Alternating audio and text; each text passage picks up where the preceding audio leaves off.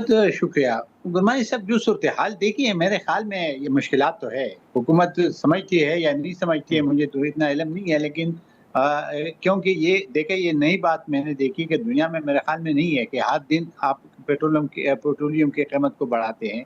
तो ये तो मज़ाक जी, है, एक मज़ाक है अवाम के साथ, ऐसे तो नहीं होनी चाहिए, क्योंकि रोज़ाना तो कोई जी, शब्द तो नहीं आते कि रोज़ाना शिप आते हैं और रोज़ाना उसकी कीमत ऊपर-नीचे चली जाती है। एक चीज़ है, लिमिट जो ठीक रखा है। था पहले 15 दिन था, 15 दिन के बाद फिर मेरे ख़्याल में इस वज़ह से फिर मार्केट में, जो आप बिल्कुल सही कह रहे हो, लेकिन बदकिस्मती ये हमारे जो हुकूमत है, जो फेडरल गवर्नमेंट है, ये 2 जो ब्यूरोक्रेट्स, रिटायर्ड ब्यूरोक्रेट्स उसमें बैठे हैं, प्राइम मिनिस्टर हाउस में, वो ही चला रहे हैं मेरे ख़्याल में। क्योंकि अगर सिविल लोगों से पूछा जाए, जो मिनिस्टर है, जो लोगों से वोट लेके आए हैं, तो कभी भी इस चीज़ को अप्रूवल नहीं देगा। उसकी वजह ये होगी कि कल इन्हें आवाम के पास जाना है। अभी देखिए, कश्मीर में अभी इलेक्शन हो रहा है। मैं नवाज़ शरीफ साहब तो गए हैं, जी, अच्छी जलसा हुआ है।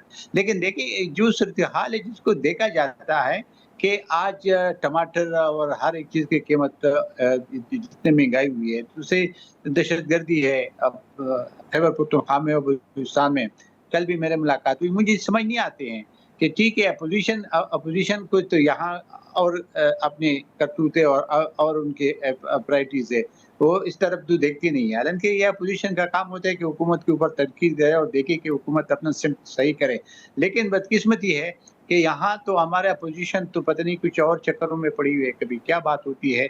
अभी मौलाना फजल रहमान साहब के बहुत मैं हुँ, एहतराम करता हूँ, इज़्ज़त करता हूँ, बहुत ज़रीक़ सियासतदान है। पता नहीं उसने क्यों ऐसे बिल्कुल। बात की है, और ये बात चलो किस हद तक अगर उसने की भी, लेकिन जो बेसिक चीज़ें उस क्यों नहीं टच किया है? जो अगर दहशतगर्दी जिसकी वजह से है नहीं, तालिब की वजह से, जो जो अपने आप को टीटीपी कहते हैं कि उसकी वजह से है, और अफ़गानिस्तान के रजीम उसको सपोर्ट करते हैं, तो हमें तो उसपे भी करना चाहिए। ये सब बातें तभी मुमकिन है ठीक जब है। हम नहीं, इन नहीं, सब लेकिन ज़ाहिद खान साहब, जो आपने दहशतगर्दी का ज़िक्र किया सर, दहशतगर्दी के वाक़यात का, तो आप अभी भी समझते हैं कि खैबर पख्तूनख्वा के अंदर सूरत-ए-हाल वही है?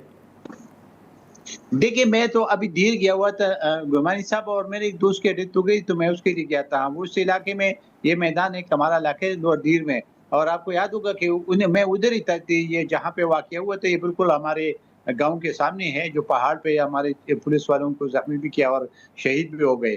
तो ऐसा है कि एक तो बदकिस्मती है कि वहाँ की सूबाई हुकूमत लाइल्म है इन चीज़ों से, लापरवाह है, उसकी परवाह ही नहीं करते हैं।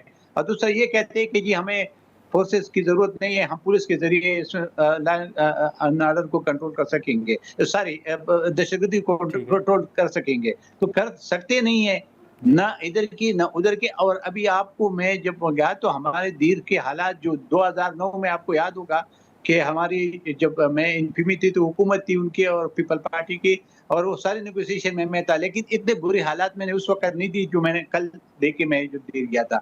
वहाँ पे अभी तो डॉलर तो ऐसे आए हुए हैं, डॉलर तक़सीम हो रहे हैं, हर एक बंदा जो है ना वो सहूलतकार है।